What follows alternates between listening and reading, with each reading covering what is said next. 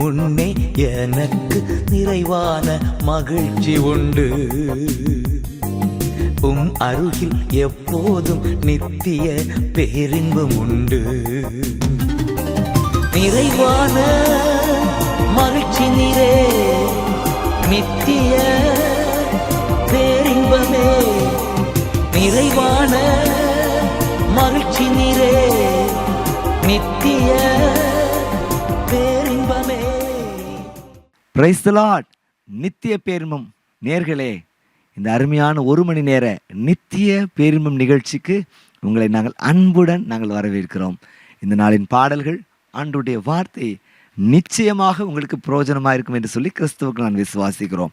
முதலாவது வாங்க எல்லாரும் சேர்ந்து அவருடைய இரத்தத்தின் மேன்மையை கொண்டாடுவோமாக. கடந்த நாட்களிலும் கூட வேர்ல்டு பிளட் டோனர்ஸ் டேன்னு வந்துச்சு பாருங்க. இந்த உலகத்திலேயே ஸ்தோத்திரம் நல்ல ஒரு பிளட்டை டொனேட் பண்ணது ஆண்டவராய் இயேசு கிறிஸ்து. அவருடைய ரத்தம் பரிசுத்தமுள்ள ரத்தம் சொல்லிப்பாங்க. Greatest toner. அவருடைய ரத்தத்தின் மூலமாக மனுக்குலத்துக்கு எவ்வளோ பெரிய ஆசீர்வாதம். ஒரு நபருக்கு இல்லை, எல்லா ஜனங்களுக்கும், கடந்த காலங்களில் வாழ்ந்தவர்கள், அந்த நாட்களில் வாழ்ந்தவர்கள், இனிமேல் பிறக்க போகிற எல்லாருக்குமாக ஒரு பெரிய ஆசீர்வாதம் இந்த ரத்தத்தின் மூலமாக ஏற்பட்டிருக்கு. தேவ ஜனங்களே, அந்த ரத்தத்தை நாம நினைவு கூறுவோமாக. ஆண்டவரே, உங்களுடைய ஜீவனை தந்தீரே, உமக்கு நன்றின்னு சொல்லி அவரை மகிமைப்படுத்துவோமாக. வாங்க எல்லாரும் சேர்ந்து நின்று ஆண்டவருக்கு நன்றி செலுத்தலாமா?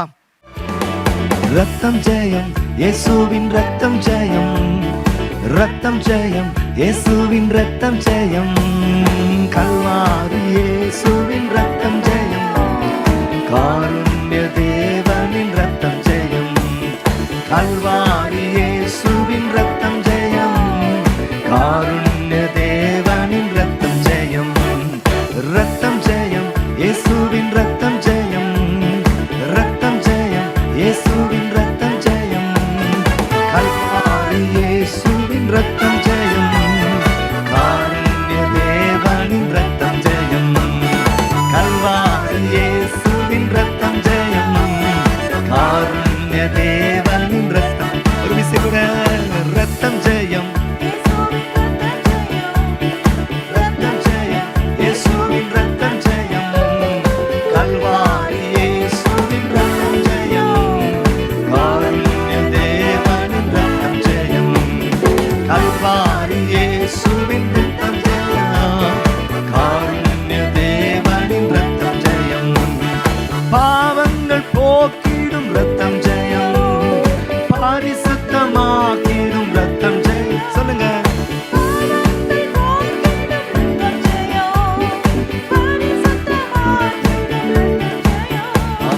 சாபங்கள் நீக்கிடும் ரத்தம் ஜெயம், சாபங்கள் நீக்கிடும் ரத்தம் ஜெயம், சமாதானம் தந்திடும் ரத்தம் ஜெயம், சமாதானம் ஜெயம், ரத்தம் ஜெயம், இயேசுவின் ரத்தம் ஜெயம், கல்வாரி இயேசுவின் ரத்தம் ஜெயம், காருண்ய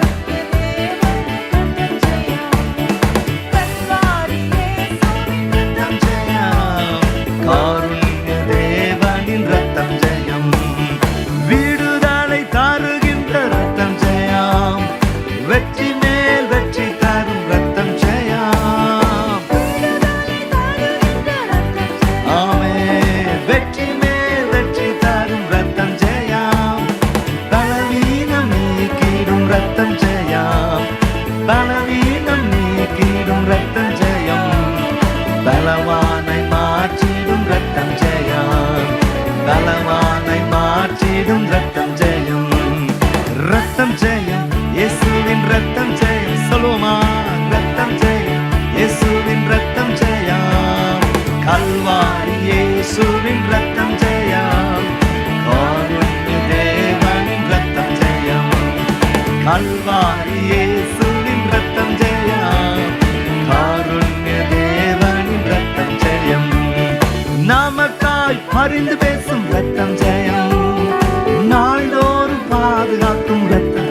கருத்தை உணர்ந்தவர்களாய் பாடுங்க. நமக்காய் பரிந்து பேசும் ரத்தம் ஜெயம், நாள்தோறும் பாதுகாக்கும் ரத்தம் ஜெயம், நீதிமானாக்கிடும் ரத்தம் ஜெயம், நீ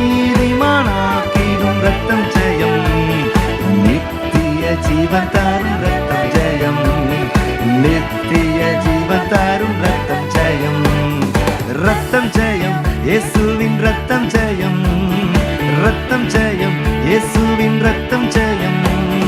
கல்வாரி இயேசுவின் ரத்தம் ஜெயம், காருண்ய தேவனின் ரத்தம் ஜெயம். கல்வாரி இயேசுவின் ரத்தம் ஜெயம், காருண்ய தேவனின் ரத்தம் ஜெயம். பிரிவினை நீக்கிடும் ரத்தம் ஜெயம், பிளவுகள் போக்கிடும் ரத்தம் ஜெயம். பிரிவினை நீக்கிடும் ரத்தம் ஜெயம், பிளவுகள் போக்கிடும் ரத்தம் ஜெயம். ஒப்புரவாக்கிடும் ரத்தம் ஜெயம், ஒப்புரவாக்கிடும் ரத்தம் ஜெயம். ஒரு மனமாக்கிடும் ரத்தம் ஜெயம், ஒரு மனமாக்கிடும் ரத்தம் ஜெயம். ரத்தம் ஜெயம், இயேசுவின் ரத்தம் ஜெயம். சொல்லுங்க, ரத்தம் ஜெயம், இயேசுவின் ரத்தம் ஜெயம். கல்வாரி இயேசுவின், ஆமென், காருண்ய தேவனின் ரத்தம் ஜெயம். கல்வாரி இயேசுவின் ரத்தம் ஜெயம், காருண்ய தேவனின் ரத்தம் ஜெயம். குற்றமில்லா இயேசுவின் ரத்தம் ஜெயம், குறைவுகள் நீக்கிடும் ரத்தம் ஜெயம். சொல்லுங்க, குற்றமில்லா இயேசுவின் ரத்தம் ஜெயம், குறைகளை போக்கிடும் ரத்தம் ஜெயம். விலையேற பெற்ற ரத்தம் ஜெயம், விலையேற பெற்ற ரத்தம் ஜெயம். விண்ணகம் நடத்திடும் ரத்தம் ஜெயம், விண்ணகம் நடத்திடும் ரத்தம் ஜெயம். ரத்தம் ஜெயம், இயேசுவின் ரத்தம் ஜெயம். சொல்லுங்க, ரத்தம் ஜெயம், இயேசுவின் நல்ல கரங்களை தட்டி. கல்வாரி இயேசுவின் ரத்தம் ஜெயம், காருண்ய தேவனின் ரத்தம் ஜெயம். கல்வாரி இயேசுவின் ரத்தம் ஜெயம், காருண்ய தேவன். எல்லாம் பாட போறீங்க, சொல்லுங்க, ரத்தம் ஜெயம், இயேசுவின் ரத்தம் ஜெயம், ரத்தம் ஜெயம், இயேசுவின் ரத்தம் ஜெயம். ஆமென், காருண்ய தேவனின் ரத்தம் ஜெயம். கல்வாரி இயேசுவின் ரத்தம் ஜெயம், காருண்ய தே. நீங்க மாத்திரம் சொல்லுங்க பாப்பா, ரத்தம் ஜெயம், ரத்தம் ஜெயம். ஆமென், நல்ல கரங்களை தட்டி. Yes Lord, Hallelujah. கல்வாரி இயேசுவின் ரத்தம் ஜெயம். ஒரு விசையோடு நல்ல கரங்களை தட்டி, ரத்தம் ஜெயம், ரத்தம் ஜெயம், இயேசுவின் ரத்தம் ஜெயம். பாருங்க, ஆமென், கல்வாரி இயேசுவின் ரத்தம் ஜெயம். மிகுந்த மகிழ்ச்சியோடு காருண்ய தேவனின், ஹல்லேலூயா. கல்வாரி இயேசுவின் ரத்தம் ஜெயம், காருண்ய. கல்வாரி இயேசுவே, கல்வாரி இயேசுவின் ரத்தம் ஜெயம், காருண்ய தேவனின். ஓ, கல்வாரி இயேசுவின் ரத்தம் ஜெயம், காருண்ய தேவனின் ரத்தம் ஜெயம். கல்வாரி, கல்வாரி இயேசுவின் ரத்தம் ஜெயம்.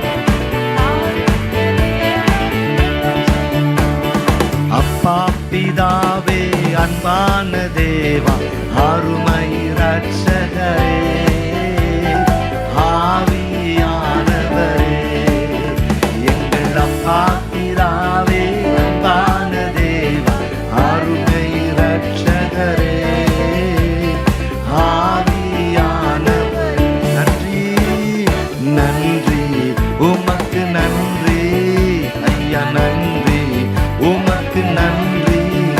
எங்கள் அப்பா பிதாவே, அன்பான தேவா, அருமை ரட்சகரே, ஆவியானவரே, எங்கள் அப்பா பிதாவே, அன்பான தேவா, அருமை ரட்சகரே, ஆவியானவரே. உளையான சேட்டு, உளையான சேட்டு வாழ்ந்த என்னை தூக்கி எடுத்தீரே.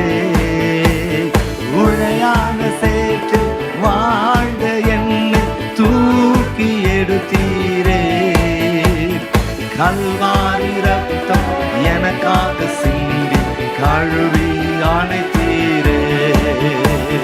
கல்வாரி ரத்தம் எனக்காக சிந்தி கழுவி ஒரு விசேஷமா உழையான சேற்று வாழ்ந்த என்னை தூக்கி எடுத்தீரே. உழையான சேற்று வாழ்ந்த என்னை தூக்கி எடுத்தீரே.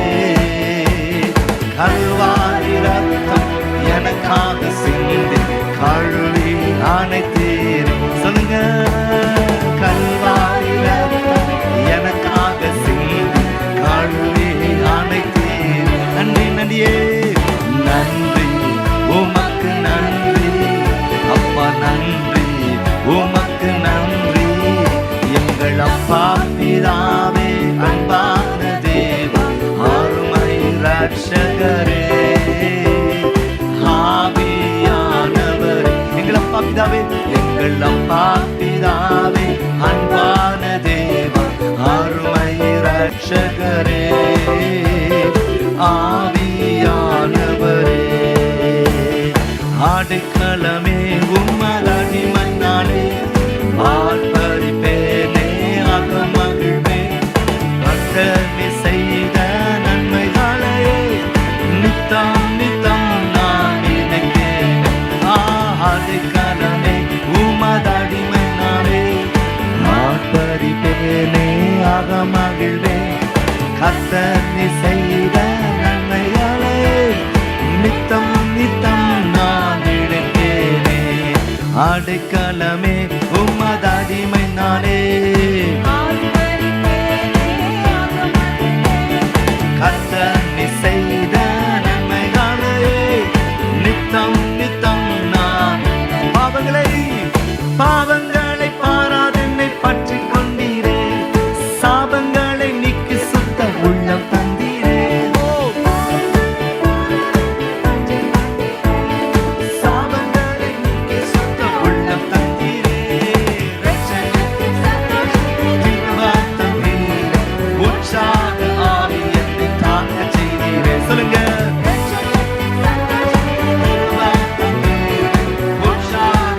நல்ல கரங்களை தட்டி சேர்ந்து நின்றோம். ஆடுகளமே உம்மதடிமை நானே ஆர்ப்பரிப்பேனே அகமகிழ்வே. கர்த்தர் செய்த நன்மைகளையே நித்தம் நித்தம் நான் நினைத்தேன். ஆடுகளமே உம்மதடிமை நானே ஆர்ப்பரிப்பேனே அகமகிழ்வே. கர்த்தர் செய்த நன்மைகளையே நித்தம் நித்தம் நான் நினைப்பேன். கர்த்தர் செய்த நன்மைகளையே நித்தம் நித்தம் நான். கர்த்தர் செய்த நன்மைகளையே நினைப்பேன். நல்ல கரங்களை தட்டி நம்முடைய ஆண்டவருக்கு ஹல்லேலூயா. ஆம் தேவ ஜனங்களே, எவ்வளவு பெரிய ஒரு ஆசீர்வாதம் அவரை துதித்து பாடி மகிமைப்படுத்தினது. இப்பொழுதும் கூட ஒரு அறிவிப்பை கவனிக்கலாமா?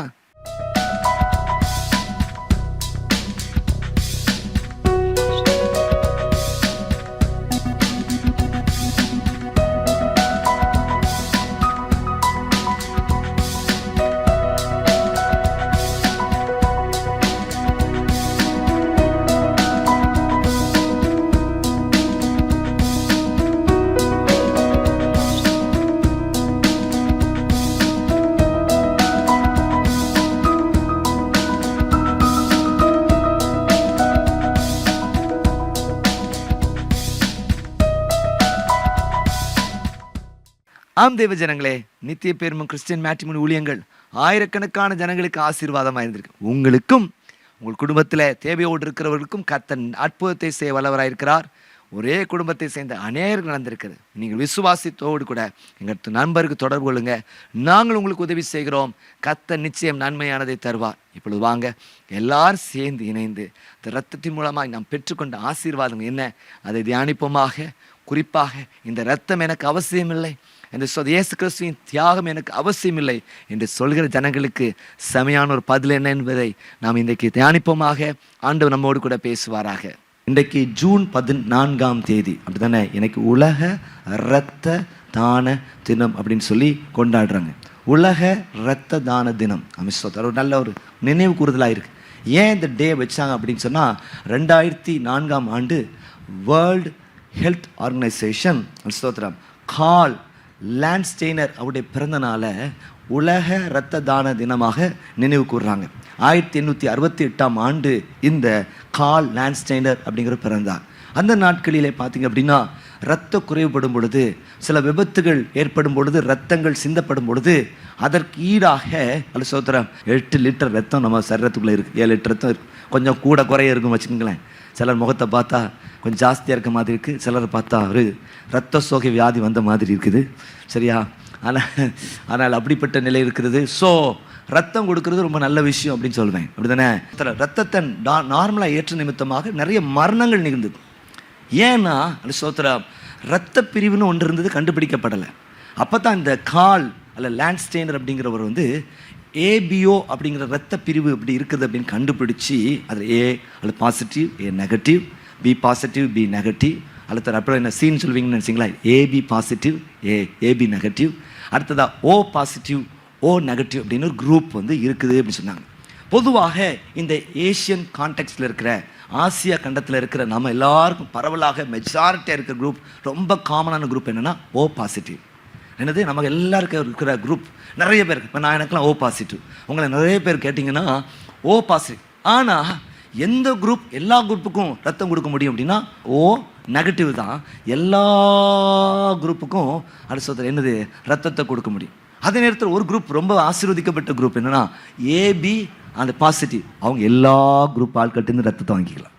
ரத்தத்தையும் சோத்திரம் பிளாஸ்மாவையும் என்னது ஒருபோதும் செயற்கையாக நாம் பயன்படுத்தவே முடியாது. அது இயற்கையாகவே கொடுக்கப்படும் சொல்லுங்கள். எல்லாத்துக்கும் மாற்று நிறைய வந்துட்டு பாருங்க, செயற்கைன்னு நிறைய இந்த உலகத்தில் கண்டுபிடிக்கப்பட்டு. ஆனால் இது வரைக்கும் ரத்தத்திற்கும் பிளாஸ்மாவுக்கும் மாற்றே கிடையாது. ஒரு மனுஷர்கிட்ட இன்னொரு மனுஷத்தை கண்டிப்பாக போய் தான் ஆகணும்னு சொல்லி பார்க்கணும். இந்த பிளட் டொனேஷன் கொடுக்குறவங்க முகத்தை பாருங்கள், எப்பயுமே சந்தோஷமாக இருக்கும். பல அலுவல்கள் வேலைகள் இருந்தாலும் ஒரு நாள் சலிப்போடு கொடுக்க மாட்டாங்க. இல்லை சோத்தன் நல்ல வேகமாக நம்முடைய பாஸ்டரியாகவும் சிக்காக இருக்கிற டைமில் இல்லை சோ அவங்களுக்கு ரத்தம் தேவைப்பட்டது பார்த்தீங்கன்னா நிறைய பேர் கொடுத்தாங்க. இல்லை சோத்திரம் அதில் எங்கே வேறுபாடு ஒன்றும் கிடையாது. அப்போஸ்தலர் 17ஆம் அதிகாரம் 26ஆம் வசனத்தை வாசித்து பார்க்கும் பொழுது, மனுஷ ஜாதியான சகல ஜனங்களையும் ஒரே இரத்தத்தினாலே தோன்ற பண்ணி அவரை பூமியின் மீது குடியிருக்க செய்து முன் தீர்மானிக்கப்பட்ட காலங்களையும் அவருடைய குடியிருப்பின் எல்லைகளையும் குறித்திருக்கிறார் சொல்லப்பட்டு. எனது ஒரே ரத்தத்தினாலே அந்த வேறுபாடு அந்த டைம்லலாம் மறந்துடுவோம் பாருங்க. அதுக்கு முன்னால் சோத்திரம் இந்த இனமா, இந்த மதமா, இந்த சூழ்நிலையா எல்லாம் பார்ப்போம், அல்லது கல்யாணத்தில் பார்ப்போம், எல்லா விஷயத்தில் பார்ப்போம். ஆனால் ஒரு விபத்து ஆபத்து இப்போ ரத்தம் தேவைப்படும் நேரத்தில் எதுவுமே உயர்ந்தவன் தாழ்ந்தவன் ஏழை பணக்காரன் அப்படிங்கிறத நம்ம என்ன செய்யறதில்ல, பார்க்கிறதே இல்லை. எல்லாருடைய ரத்தத்தையும் வாங்குறதுக்கு நம்ம நல்லா வாஞ்சர் அவங்க நல்லா சந்தோஷமாக கொடுப்பாங்க பாருங்க. அல்லது பாஸ்டேக்கெலாம் பார்த்தா கேட்டதை காட்டில் நிறைய கொடுத்துருந்தாங்க, ரிசர்வ்டாக நிறைய இருந்துச்சு. அல்ல சோத்திரம் அப்போவே ஹாஸ்பிட்டலே அறுத்து பிளட் பேங்க்லேயே ஆச்சரியம், எவ்வளோ பேர் கொடுக்குறாங்க, அவர் யார் அப்படின்னு. ஸோ அவ்வளோ பேர் ரத்தம் கொடுத்தாங்கன்னு சொல்லி பாருங்க. அது ஒரு பெரிய ஆசீர்வாதம். நீ கொடுத்த நேரத்தில் ரத்தம் ஊறிடும். அதனால் போச்சுன்னு பயப்பட வேண்டிய அவசியம். நிறைய நேரத்தில் நிறைய பேர் பயப்படுறீங்க, ரத்தம் போயிட்டுனா போயிருமோ, பலவீனம் ஆயிடுவேனா, அந்த எண்ணம் தான் பிரச்சனையை வெளியே சோத்திரம் உடனடியாக உங்கள் சரீரத்தில் என்ன செய்யும், ரத்தம் ஊறிடும். சுகர் ப்ரெஷர் இந்த மாதிரி இருக்கிற ஆட்கள் மட்டும்தான் என்ன செய்ய முடியாது, இப்போது ரத்தம் கொடுக்க முடியும். மற்றபடி ஆரோக்கியமாக இருக்கிற எல்லாருமே, குறிப்பாக வாலிபர்லாம் நல்லா என்ன செய்யணும், ரத்தத்தை உறிஞ்சிற ஆளாக இருக்கக்கூடாது, ரத்தத்தை கொடுக்குற ஆளாக இருக்க கர்த்தர் கிருபை தருவாராக. ஸோ இப்படியாக அவர் ஒன்று கண்டுபிடிச்ச நிமித்தமாக சோதரம் 1901ஆம் வருஷத்தில் கண்டுபிடிக்கிறார். பின்பதாக 1930ஆம் வருஷம் அவருக்கு ஒரு நோபல் பரிசு கொடுக்குறாங்க. பின்பதாக 2004ஆம் ஆண்டு என்ன பண்ணுறாங்க அப்படின்னா, இதை உலக இரத்த தான நாளாக அது அவர்கள் செலிப்ரேட் பண்ணுறதை குறித்து பார்க்கணும். எப்பயுமே நம்ம நாட்களை விசேஷப்படுத்துகிற நாம் அது கர்த்தருக்கென்று விசேஷப்படுத்தணும். ஒவ்வொரு நிகழ்வை நடக்க நேரத்தில் ஒன்றை யோசித்து பார்க்கணும், இந்த உலகத்திலேயே ஸ்தோத்திரம் கிரேட்டஸ்ட் பிளட் டோனர் யார் தெரியுமா, ஆண்டவராகிய இயேசு கிறிஸ்து. கரங்களை போய் தள்ளச்சுங்க பார்ப்போம். ஆமென் ஸ்தோத்திரம். கிரேட்டஸ்ட் பிளட் டோனர் யார் அப்படின்னா ஆண்டவராகிய இயேசு கிறிஸ்து. அதை நம்ம நினைச்சு அவர் தம்முடைய பரிசுத்த ரத்தத்தை, குறிப்பாக எல்லாரும் 350 ml ரத்தம் தான் கொடுக்குறீங்க, ஆனால் அவர் உங்களுக்காகவும் எனக்காகவும் தம்முடைய கடைசி சொட்டு ரத்தத்தை சிந்திருக்கிறார். ஒரு சொட்டு ரத்தம் போதுமானது.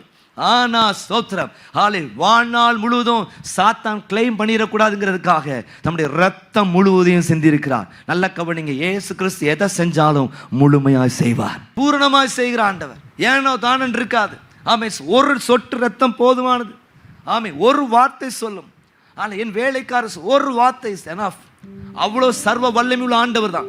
ஒரு சொட்டு ரத்தம் போதுமானது. உங்களுடைய பிரச்சனைகள், போராட்டங்கள், உங்கள் பாவ பிரச்சனைகளை நீக்குவதற்கு அவர் தம்முடைய முழு ரத்தத்தையும் செலுத்தி தம்முடைய அன்பை வெளிப்படுத்தி இருக்கிறார். சொல்லுங்க அல்லேலூயா.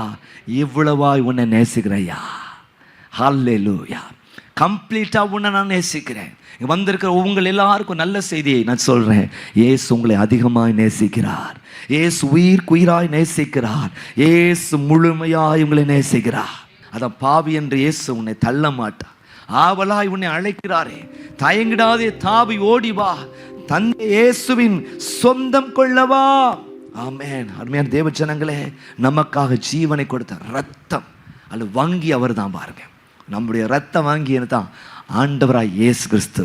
அது குறிப்பாக நீங்கள் பார்த்தீங்கன்னா சோத்திரம், இந்த ஏபிஓ குரூப்பில் வந்து ஒரு சென்னது பொருத்தம் ரொம்ப முக்கியம், அவசியம். ஆனால் சோத்திரம், உங்கள் ஆன்மீக வாழ்க்கையில் உங்களுக்கு ஜீவன் உண்டாகிறதற்கு இயேசு என்கிற பேரை சொன்னாலே போதும். இயேசுவின் ரத்தம் போதும்.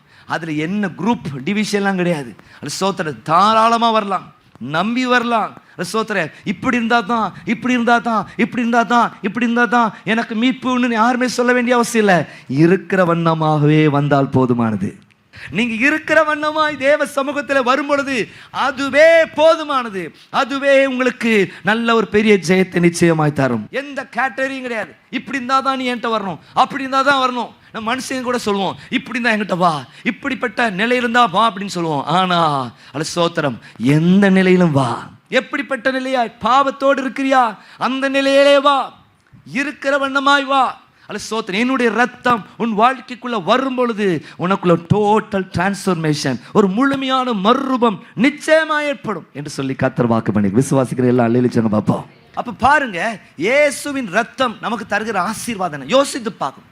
அல்ல, இந்த இயேசுவின் ரத்தத்தினால் எனக்கு என்ன பலன், இந்த இயேசுவின் ரத்தத்தினால் எனக்கு என்ன நன்மை, இந்த இயேசுவின் ரத்தத்தினால் நான் பெற்றுக்கொள்கிற ஆசீர்வாதங்கள் என்ன,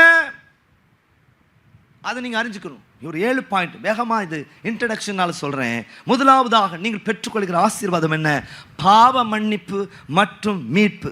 எபேசியர் 1ஆம் அதிகாரம் 7ஆம் வசனத்தை நீங்களும் நான் வாசித்து பாருங்கள். Ephesians chapter 1 and verse 7. அவருடைய கிருபையின் ஐஸ்வரியத்தின் படியே இவருடைய இரத்தத்தினாலே பாவ மன்னிப்பாகிய மீட்பு இவருக்குள் நமக்கு உண்டாயிருக்கிறது. கரங்கள் வைத்து அல்லேலூயா பார்ப்போம். ஹல்லேலூயா. இயேசுவின் இரத்தம் நம்முடைய பாவ பரிகாரமாயிருக்கிறது. பரிகாரம் சொல்லுவாங்க பாருங்க, பாவ பரிகாரம், உங்கள் பாவத்திற்கான ஒரு பரிகாரம் இயேசுவின் இரத்தம். அது எப்பேற்பட்ட சூழ்நிலையில் இருக்கிற உங்களையும், எப்பேற்பட்ட அடிமைத்தனத்தில் இருக்கிற உங்களையும் அது விடுதலை ஆக்கி உங்களுக்கு ஒரு பெரிய மீட்பை தருகிறது. அதிலிருந்து ஒரு பெரிய விடுதலையை தருகிறேன்னு சொல்லி பார்க்கிறோம். அல்ல ஸ்தோத்திரம், அவருடைய இரத்தம் நம்முடைய வாழ்க்கையிலே ஸ்தோத்திரம் ஆமென் ஒரு பெரிய மீட்பை தருந்திருக்கு. சேற்றில் இருந்தேன், சோத்திரம், அவர் என்னை தூக்கி எடுத்தார் என்று சொல்லி பார்க்கிறோம். பாவ சேற்றில் நாம் வாழ்ந்து கொண்டிருந்தோம் தேவ ஜனங்களே. அப்படிப்பட்ட சிச்சுவேஷன் தான். அந்த சேற்றில், உளையான சேற்றில் வாழ்ந்த என்னை தூக்கி எடுத்தீரே அப்படின்னு சொல்லி பாட்டு பாடுறோமே, அந்த பாட்டின்படி சோத்திர கர்த்தர் நம்மை மன்னித்து அவர் நம்மை மீட்டெடுத்திருக்கிறார். அதுக்கு உதவி செய்தது என்னன்னா ஆண்டவருடைய ரத்தம். அவருடைய ரத்தம் நமக்கு ஒரு பாவ மன்னிப்பை தந்திருக்கிறது. நான் இதுக்கான ரீசன்லாம் பின்னால் சொல்வேன். ஆனால் இன்ட்ரடக்ஷன் வேகமாக சொல்கிறேன். அவருடைய ரத்தம் நமக்கு பாவ மன்னிப்பாகிய ஒரு பெரிய மீட்பை தந்திருக்கிறது. ரெண்டாவதாக அவருடைய ரத்தம் ஒரு முழுமையான சுத்திகரிப்பை நமக்கு தருகிறது. 1 யோவானின் புத்தகம் 1ஆம் அதிகாரம் 7ஆம் வசனம் என்ன சொல்லு? இயேசு கிறிஸ்துவின் ரத்தம் சகல பாவங்களை நீக்கி நம்மை சுத்திகரிக்க வல்லமையுள்ளதாக இருக்கிறது. இன்றைக்கி மத்தியானம் ஆராதனை முடித்த பின்பதாக டிசைனர் ஜோஷுவா பேசும்போது பேசிகிட்டு இருந்தோம். அவர் என்ன ரீசனுக்காக இந்த படத்தை பிக்சரை இன்னைக்கு வேர்ட் ஃபாட்டோட போட்டேன் அப்படி சொல்லி பேசிட்டு இருக்கும்போது அவர் சொன்னார், அல்ல சோதரன், அவர் ஒரு ஷார்ட்ஸ் பார்த்துருக்கிறாரு. இயேசு கிறிஸ்து விழாவில் குத்தின பொழுது அல்ல சோதரன் என்னதான் ரத்தமும் வந்துச்சான், அர்த்தம் என்ன வந்துச்சான், தண்ணீரும் வந்துச்சு அப்படின்னு சொன்னார். ரத்தம் பாவ மன்னிப்பை தருகிறதற்காக வெளியே வந்துச்சு. தண்ணீர் எதற்காக வந்துச்சுன்னா நம்மை சுத்திகரிக்கிறதுக்காக. சொல்லுங்க அல்லேலூயா. ஆமென், ஸ்தோத்திரம். கடந்த காலங்களை அது மன்னிக்கிறது மாத்திரமல்ல, அது ஸ்தோத்திரம் மனிதனுடைய மனசாட்சியை எல்லா தீட்டுகளிலிருந்து அது ஸ்தோத்திரம் தொடர்ந்து இயேசுவின் ரத்தம் சுத்திகரித்து கொண்டே இருக்கிறது. ஆமென். அவருடைய ரத்தம் அதான் நம்ம என்னைக்கோ நடந்த நிகழ்வை ஸ்தோத்திரம் நம் நினைவு கூறுகிறோம். ஒரு ஆசீர்வாதம். ஒவ்வொரு என்னை நினைவு கூறும்படி இதை செய்யுங்கள்னு சொல்லியிருக்கார். அடிக்கடி சொல்லும் இயேசு கிறிஸ்து தன்னுடைய பிறந்த நாளை கூட கொண்டாட சொல்ல, ஆனால் தன்னுடைய பாடு மரணத்தை நினைவு கூற சொல்றாரு. ஏன்னா இது நம்ம வாழ்க்கையில ஒரு பெரிய ஆசீர்வாதம். ஆமென், ஸ்தோத்திரம். அதை நினைக்க நினைக்க 3 ஏதுக்கள் நம்ம வாழ்க்கையில ஒரு சுத்திகரிப்பை தரும். முதலாவது இயேசுவின் ரத்தம், இரண்டாவது அவருடைய வார்த்தை, மூன்றாவது பரிசுத்த ஆவியானவர். இந்த 3 அல்லது ஸ்தோத்திரம் இயேசுவின் ரத்தத்தோடு நாம் இணைக்கப்பட்டிருக்கும் பொழுது, அவருடைய வசனத்தோடு கூட இணைக்கப்பட்டிருக்கும் பொழுது, பரிசுத்த ஆவியானவரோடு நாம் இணைக்கப்பட்டிருக்கும் பொழுது நடக்கிற விஷயம் அப்படின்னா நமக்குள்ளே சுத்திகரிப்பு வந்துகிட்டே இருக்கும். நீங்க மனுஷத்தை போய் அதிகமா பேசிட்டு இருக்கும் பொழுது கடத்துல சண்டைகளும் சச்சரவுகளும் தான் வரும். அப்படிதானே? எல்லையை தாண்டி போகக்கூடாது. ஒரு ஆள்கிட்ட பேச வேண்டிய அளவுக்கு தக்கதாக நம்ம அடிக்கடி பேசும்பொழுது நாளை தேவையில்லாத விஷயங்களை நம்ம உணர்வோம். நாளைக்கு அதுவே நமக்கு ஒரு பிரச்சனையா மாறும், தலைவலியா மாறிடும், குழம்பிடுவோம். ஏண்டா அப்படின்னு நினைப்போம். ஆனா இந்த நம்மோடு செலவிடும் ஒவ்வொரு நிமிடமும் வீணாக போகாதையா, என்னை பலவானாய் மாற்றுன்னு சொல்லி பாட்டு பாடுறோமே, அருமையான தேவஜனம். அவருடைய வார்த்தையை கேட்க கேட்க நமக்கு ஒரு சுத்திகரிப்பு. சொல்லுங்க அல்லேலூயா. ஆமென். சுத்திகரிப்பு உண்டாகும். சகோதரன், நீ நாக்கு முன்பாக ஒரு சம்பவத்தை நான் ஒரு புத்தகத்தில் வாசித்திருக்கிறேன். ஒரு ஐரோப்பாவை சேர்ந்த ஒரு வாலிபன் ஒரு ஆப்பிரிக்கா காட்டுக்கு போகிறான். சோத்திரம் காடுகளில் வசிக்கிற ஜனங்கள் அவங்கள பார்க்கறதுக்கு போகும் பொழுது ஒரு வயசான ஐயா கையில் ஒரு பைபிளை வச்சுக்கிட்டு அவர் வாசித்துட்டு இருக்கிறாரு. உடனே இவனுக்கு ரொம்ப கேலியும் கிண்டலுமா மாச்சு. இந்த நூற்றாண்டில் போய் இந்த அவுட்டேட்டடான ஒரு பைபிளை போய் வாசித்துக்கிட்டு இருக்கிறே அப்படி சொல்லி ரொம்ப கிண்டலா கேள்வி. எவ்வளோ இந்த காலத்தில் ஃபிக்ஷன் இருக்கு, நான் ஃபிக்ஷன் இருக்கு. என்னது ஃபிக்ஷன் ஒன்று இருக்கு. நீங்கள் நிறைய புக் ஸ்டோரில் போய் பார்க்கும்போது சென்னையில் மாலில் புக் ஸ்டோர் பார்த்தீங்கன்னா கேட்டகரிஸ் போட்டுருப்பான். ஃபிக்ஷன், அப்புறம் என்னது நான் ஃபிக்ஷன், மோட்டிவேஷன், சயின்ஸ் அப்படின்னு சொல்லி நிறைய கேட்டகரிஸை புக் அடுக்கி வச்சுருப்பாங்க. பெஸ்ட் செல்லிங் அப்படின்னு சொல்லி அடுக்கி வச்சுருப்பாங்க.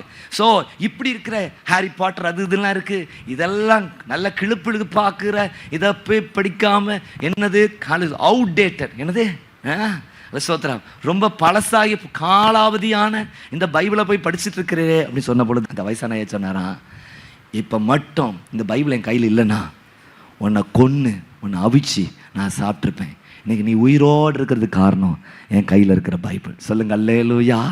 மாற்றத்தை தருகிறது கர்த்தர். அதான் நம்ம வாசிக்க விடவே மாட்டோம் பாருங்க. நம்ம எல்லாத்துக்கும் நேரம் இருக்கு, நம்ம ஜபிக்கிறதுக்கு நேரம் இல்லை. அது சோத்திரம் வேதத்தை வாசிக்கிற நேரம் இல்லை. யாராச்சும் உங்கள் வீட்டில் இப்போ கொஞ்சம் ஜோம் பண்ணட்டுமான்னு சொல்லும் பொழுது அப்போ கடந்து எனக்கு ஒரு முட்டையை போட்டுத்தா, ஒரு என்ன வடையை சுட்டுத்தான்னு சொல்லாதீங்க. நல்லா இருக்கிறம்மா ஜோமனம்மா அப்படி நான் கொஞ்சம் ஜோமனை போட்டுமா. என்னங்க போய் கொஞ்சம் கடையில் போய் கொஞ்சம் மீன் ஒரு 1/2 கிலோ வாங்கிட்டு வந்துடுறீங்களா சொல்லாதீங்க. கொஞ்சம் நல்லா தாராளமாக செய்யுங்க. கொஞ்சம் மொபைலை மட்டும் வெளியே வச்சுட்டு உட்காந்து ஜோமனுங்க. ஏன்னா நிறைய பேர் ஜோமனை போகிற நேரத்தில் அப்போ தான் சோதனைக்கு என்ன செய்யணும், நமக்கு என்னது கால் வரும். நிறைய நேரத்தில் பாருங்கள் வண்டியை ஸ்டார்ட் பண்ணி ஓட்ட ஆரம்பிக்கும், அப்போ தான் ஃபோன் வரும் பாருங்கள். எப்பேற்பட்ட ஆளாக இருந்தாலும் ஃபோன் கால் வர நேரத்தில் நான் ரொம்ப அனலைஸ் பண்ணுவேன். எப்போ இருந்தாலும் அது ஒரு கான்சன்ட்ரேஷன் குறைய தான் செய்யும், எவ்வளோ பெரிய எக்ஸ்பர்ட்டாக இருந்தாலும். ஈவன் இன்இயர்ஸ் போட்டு நீங்கள் ஓட்டினாலும் கூட நான் அப்சர்வ் பண்ணிக்கிட்டே இருப்பேன். என்ன அப்படின்னா கால் சொல்ல. அதனால் பாஸ்ட்டாக வண்டி ஓட்டுற நேரத்தில் யாருமே ஃபோன் பேச விட மாட்டாங்க, கண்டிப்பாக சத்தம் போடுவாங்க. அப்படி சொல் யாருமே பேச விட மாட்டாங்க. அது கான்சன்ட்ரேஷன் என்னையே சொல்லுவாங்க. நம்மலாம் ஊழியத்தில் இருக்கிறோம், நிறைய நம்ம யோசிப்போம். நம்ம மேக்ஸிமம் கார் ஓட்டுறதை அவாய்ட் பண்ணுறது நல்லதுன்னு தான் சொல்லுவோம். நம்ம பல யோசனைகள் ஓடிக்கிட்டே இருக்கும். அவ்வளோ யோசனையோடு அதெல்லாம் நிகழ்கால பிரச்சனை, கடந்த கால பிரச்சனை எல்லாம் ஓடிட்டு இருக்கும். அது அப்படி இருக்கிற நேரத்தில் அது யோசிச்சுக்கிட்டே ஓட்டினேன். பொதுவாக நான் வாகனத்துக்கு போகும் பொழுது எல்லாத்தையும் மறந்து ஃப்ரீயாக இருக்கணும்னு தான் நான் நினைப்பேன். சொல்லுங்கள் அல்லேலூயா. ஈவன் சில நேரம் பாட்டு கூட ரொம்ப கேட்க மாட்டேன். ஃப்ரீயர் அடிக்கடி ஒரு காலத்தில் எங்கள் அம்மா சிக்காக இருக்கிற நேரத்தில் மதுரைக்கு பிரயாணப்பட வேண்டியிருந்துச்சு. ரொம்ப பாட்டெலாம் போட்டுட்டுலாம் இருக்க மாட்டோம். கொஞ்சம் ஃப்ரீயாக கொஞ்சம் ரிலாக்ஸ்டாக உட்காந்துருப்போம் அப்படின்னு தான் நான் உட்காந்துருப்போம். அருமையான தேவ ஜனங்களே, நான் எதுக்கு சொல்கிறேன் பாருங்கள். கொஞ்சம் ஜோமனை ஒரு கேட்கும் பொழுது நம்மளே எதிராக இருந்துருப்பேன். நிறைய நேரத்தில் நிறைய பேர் ஆவிக்குரிய நிலையில் வீழ்ச்சியாக இருக்கிறதுக்கு காரணம் தெரியுமா, குடும்பத்தில் இருக்கிற ஆட்கள் தான் பாருங்கள். சார் என்னைக்கு இல்லாத பிரச்சனைகளை எனக்கு ஒரு சகோதரி பேசினாங்க. ஏன் சிஸ்டர் நீங்கள் பர்த்டேக்கு இங்கே வரல அப்படின்னு கேட்டேன். அது பாஸ்டர் என்னைக்கு நல்ல நாள் நடக்கும் எங்கள் வீட்டில் சண்டை வந்தது, என் கணவனுக்கு எனக்கும் பிரச்சனை வந்துடுது பாஸ்டர் அப்படின்னு சொன்னாங்க. சரி ஜோமனோ சிஸ்டர் கர்த்தர் சூழ்நிலைகளை மாற்றும். இப்போ உங்களுக்கெல்லாம் மைண்டு ஓடும், அது சரி, இன்னைக்கு காலையில் பிரசங்கர் சொன்ன மாதிரி நான் கதையை முடிக்கிறேன். இப்போ உங்களுக்கு அது தேவையில்லைனால யாரும் சொல்லலை. தேவைன்னு அவங்க பேரையும் நான் உங்களுக்கு சொல்லியிருப்பேன், அப்படி கணவர் பேரை சொல்லியிருப்பேன், பிள்ளைகள் பேரை சொல்லியிருப்பேன், எத்தனை ஆண் பிள்ளைகள் எத்தனை பெண் பிள்ளைகள் சொல்லியிருப்பேன், எல்லா டீட்டெயில்ஸ் உங்களுக்கு கொடுத்துருப்பேன். ஆனால் உங்களுக்கு தேவையில்லை. இப்போ என்ன நோக்கம்னா ஜாம் பண்ணுறதுக்கு, வேதத்தை தியானிக்கிறதுக்கு. சொல்லுங்கள், அன்பா ஜபத்தோட சொல்லுங்க, கொஞ்ச நேரம் பைபிள் வாசிங்க, கொஞ்ச நேரம் ஜெபம் பண்ணுங்க. அதை நம்ம ஊக்கப்படுத்துவோமா? பிரைஸ்ல ஊக்கப்படுத்தணும். இன்னைக்கு அல்ல ஸ்தோத்திர பிள்ளைகளுக்கு, அல்ல ஜென் ஜியா இருக்கலாம், ஜென் ஆல்ஃபாவா இருக்கலாம், அல்ல ஸ்தோத்திர அவங்களுக்கு பெற்றோருடைய கண்காணிப்பு ஆலோசனை தேவை. நீங்கள் எங்கள் அப்பா அம்மா எனக்கு ஸ்தோத்திரம் ஆலோசனை சொல்லக்கூடாதுன்னு நினைக்காதீங்க, அது பெரிய ஆபத்து. இன்னைக்கு அல்ல பெற்றோர் பிள்ளைகளுக்கு ஆலோசனை சொல்கிற காலத்தை காட்டிலும் பிள்ளைகள் பெற்றோருக்கு ஆலோசனை சொல்கிற காலங்களா இது மாறி இருக்கு. அது ஒரு பெரிய பெரிய பெரிய வரமாட்டேங்குது. ஐயோ, இதுவும் பெர்மிஷன் பிள்ளைகிட்ட கேட்கணுமா? நான் பேசணும்னா என் மகள்கிட்ட பெர்மிஷன் கேட்டு தான் பேசணும் மாதிரி உட்கார்ந்துருக்கீங்க. இதுவும் பெரிய ஒரு ஆபத்து அப்படிங்கிறத. ஏன்னா அவங்களுக்கு ஃபவுண்டேஷனே ரொம்ப ப்ரேயர்ஃபுல்லான லைஃப் கிடையாது. அது சொத்த பிள்ளைகளை எத்தனை பேர் சோத்திரம் நல்ல ஜபத்தோடு உங்களுக்கு ஆலோசனை சொல்கிறாங்க, எல்லாம் சுயத்தில் தான் சொல்கிறாங்க. எல்லாம் என்ன மீடியா அவங்களை இன்ஃப்ளூயன்ஸ் பண்ணியிருக்குதோ, என்ன யூடியூப் ஷார்ட்ஸ் உங்களை இன்ஃப்ளூயன்ஸ் பண்ணியிருக்குதோ, என்ன இன்ஸ்டாகிராம் உங்களுக்கு இன்ஃப்ளூயன்ஸ் பண்ணி, என்ன ஃபேஸ்புக், இன்னைக்கெல்லாம் ஃபேஸ்புக்லாம் மரண அறிவிப்பின் புத்தகமாக மாறிச்சு. ஃபேஸ்புக் எல்லாம் பார்த்தா இவர் செத்து போனார்னு தெரியும். இப்போ ட்ரெண்டியாக இருக்குது என்னது, இன்ஸ்டாகிராம் தான் ரொம்ப ட்ரெண்டியாக ஓடிட்டுருக்கு. நல்லா கவனி. இப்போ நிறைய விஷயங்கள் இருக்குது, எக்ஸ் பக்கம் அது பக்கம் இது பக்கங்கிறாங்க, நமக்கு இருக்க பக்கத்தையே திருப்ப முடியல. அல்ல ஸ்தோத்திரம் நல்லா கவனிக்க தேவச்சானங்களே. அப்போது அல்ல ஸ்தோத்திரம் ஜெபம் பண்ணுறத, இந்த ரத்தம் வார்த்தையை வாசிக்க, ரத்தத்தை விசுவாசித்து சொல்லும்போது, ஆண்டவர் இப்படி ரத்தத்தை நான் விசுவாசிக்கிறேன், என் பாவத்தெல்லாம் அது கழுவுகிற தயவுக்கு நன்றி. இன்றைக்கு நான் காலையில் அல்ல ஸ்தோத்திரம் ஆலயத்துக்கு வந்தேன், இன்னைக்கு இதெல்லாம் செஞ்சுருக்கிறேன், எதாவது நான் நிறையா அறிந்தாமல் எதாவது செஞ்சுருந்தா உங்களோட ரத்தத்தினால் கழுவும். ஆமேன் ஸ்தோத்திரம். இன்னைக்கு ஒரு பொய்யை பேசிட்டேன், அது பாவமாக நான் நினைக்கிறேன், உங்களோட ரத்தத்தினால் கழுவும். ஆமேன் ஸ்தோத்திரம். எதிராக ஒரு குடும்பத்துக்கு எதிராக பேசிட்டேன், அதை பாவமாக கருதுறேன், என்ன மண்ணின்னு சொல்லும் பொழுது இந்த ரத்தம் உங்களை சுத்திகரிக்க வல்லதாக இருக்குது. நீங்கள் ஆவியில் நிறைந்து செபிக்க உங்களுக்கு என்ன கிடைக்கும்னா பரிசுத்தம் கிடைக்கும். பரிசுத்தாவின் நன்மையை குறித்து கடந்த அதிகால ஜபங்களில் பேசினேன். அந்த பரிசுத்தம் நமக்கு கிடைக்குதுன்னு சொல்லி பார்க்கிறோம். மூன்றாவது என்ன கிடைக்குது அப்படின்னா தேவனுடன் ஒப்புரவாகுதல் கிடைக்கும், ரிகன்சிலியேஷன். எபேசியர் 2:13 வாசித்து பார்க்கும் பொழுது இயேசுவின் இரத்தமே தேவனையும் மனிதனையும் இணைத்திருக்கிறது. அல்லேலூயா. முன்னே தூரமாயிருந்த நீங்கள் இப்பொழுது கிறிஸ்து இயேசுக்குள் இயேசுவின் இரத்தத்தினாலே எப்படி மாறிட்டீங்களா? சமீபமாய். இன்னும் சொல்லனா இயேசு உங்களுக்குள்ள வாழ்ந்து கொண்டிருக்கிறார். பாவமே, உங்கள் பாவமே தேவனுக்கும் உங்களுக்கும் இடையே ஒரு பிரிவினை உண்டாக்கி இருக்கிறது. இந்த பிரிவினை எது சரி செய்திருக்கிறது என்றால் இயேசு கிறிஸ்து கல்வாரி சிலுவையில் சிந்தின இரத்தத்தின் மூலமாக ஏற்படுத்தியிருக்கிறது. நான்காவதாய் பார்க்கும் பொழுது அல்ல ரத்தத்தின் மூலமாக நாம் பெற்றுக்கொள்கிற ஆசீர்வாதம் என்ன? நாம் நீதிமானாக்கப்பட்டிருக்கிறோம். சொல்லுங்க அல்லேலூயா. அல்ல ரோமர் 5:5 நீங்கள் வாசித்து பார்க்கும் பொழுது இயேசுவின் ரத்தத்தை நீங்களும் நானும் விசுவாசிக்கும் பொழுது தேவனுடைய பார்வையிலே எப்படிப்பட்டவர்களாய் மாறுறோம்னா குற்றம் அற்றவர்களாய் மாறுகிறோம். அல்ல இயேசுவின் ரத்தத்தை நீங்களும் நானும் விசுவாசிக்கும் பொழுது நடக்கிற ஒரு விஷயம், ஆண்டவர் நம்ம பார்க்கும்பொழுது எப்படி பார்க்கிறாரு? அல்ல பரிசுத்தவானாகிய வினோ. நீங்க கூட நினைக்கலாம் பாஸ்டர் கொஞ்சம் ஓவரா பேசுறீங்க அப்படின்னு. ஆனால் பைபிள் என்ன சொல்லுது அப்படின்னா உங்களை பரிசுத்தவான் என்று அழைக்கிறது. சொல்லுங்க அல்லேலூயா.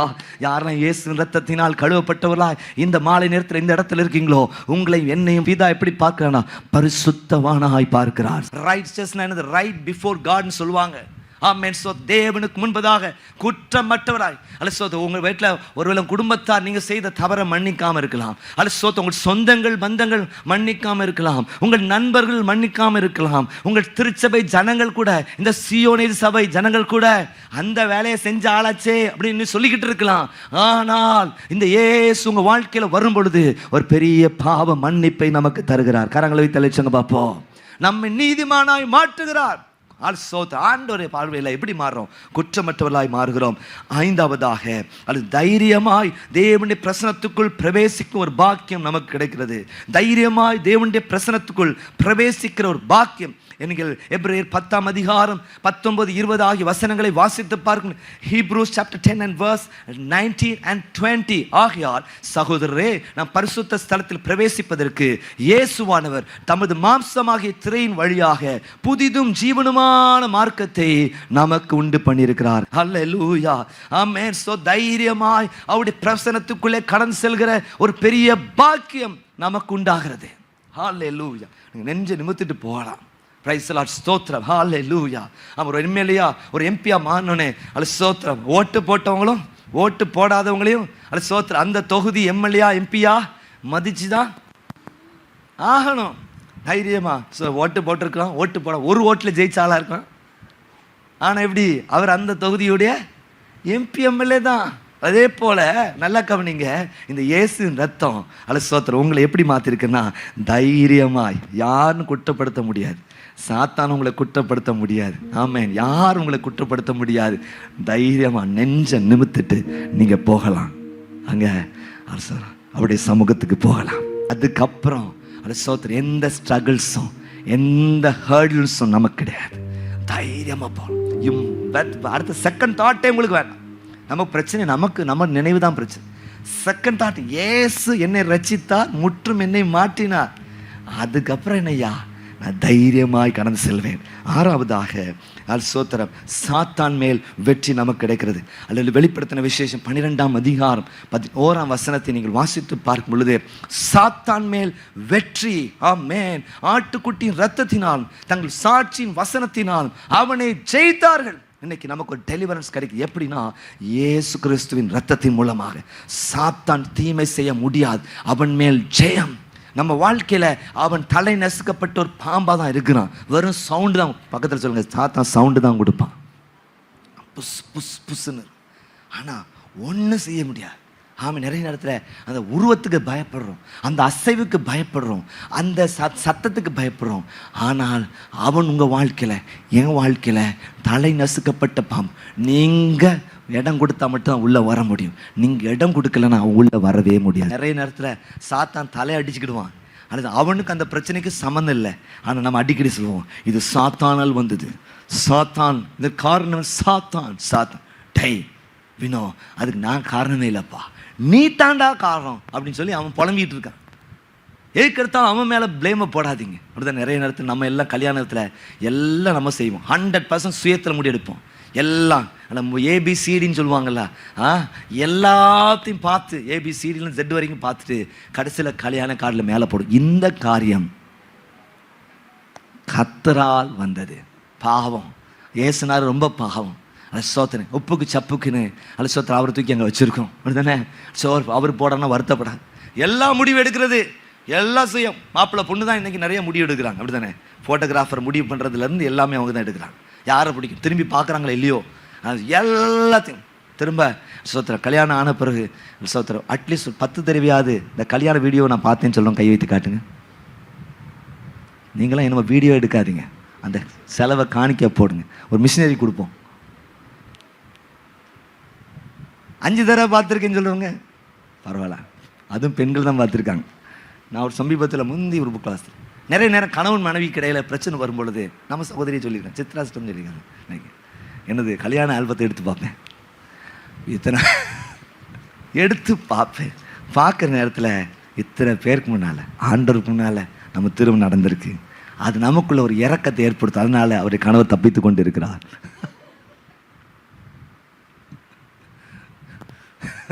நிறைய நேரத்தில் அவர் தான் நினச்சி பார்ப்போம் பார்க்குற நேரத்தில். அதனால இத்தால் ஒரு மாதிரி பிரச்சனை போராட்டம் வர்ற நேரத்தில் நீங்கள் செய்யுங்க, கல்யாண ஆல்பத்தை கொஞ்சம் எடுத்து தயவுசெய்து பாருங்கள்.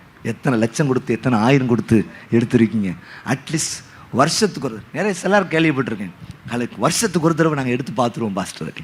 கடைசியாக புதிய உடன்படிக்கையின் ஆசீர்வாதங்கள் நமக்கு கிடைக்கிறதுன்னு சொல்லி பார்க்கிறோம். லூக்கா 22ஆம் அதிகாரம் 20ஆம் வசனத்தை இங்கே வாசித்து பார்க்கும் பொழுது புதிய உடன்படிக்கையின் ஆசீர்வாதங்கள் நமக்கு கிடைக்கிறது என்பதை மறந்துடாதீங்க. ஹல்லேலூயா. இந்த புதிய உடன்படிக்கைன்னு சொல்லி பார்க்கும் பொழுது எபிரேயர் 8ஆம் அதிகாரம் 10ஆம் வசனம் நமக்கு நல்ல ஞாபகத்துக்கு இருக்கிறது. ஆண்டவர் அழகாக சொல்றாரு, என்னுடைய வார்த்தை என்ன செய்கிறேன், ஹீப்ரூஸ் சாப்டர் 8 and verse 10 என்ன சொல்றாரு, என்னுடைய வார்த்தை உங்கள் இதயத்தில் எழுதி வைக்கிறேன், அந்த நாட்களுக்கு பின்பு, சத்தமாக வாசிங்க, நான் இஸ்ரவேல் குடும்பத்தாரை பண்ணும் உடன்படிக்கை, இதுதான் புதிய உடன்படிக்கை, என்னுடைய பிரமாணங்களை அவருடைய மனதில் வைத்து அவருடைய இருதயங்களை அவர்கள் எழுதுவேன், நான் அவர்கள் தேவனாயிருப்பேன், அவர்கள் என் ஜனங்களாயிருப்பார்கள். என்ன சொல்றாரு, பிரமாணங்களை.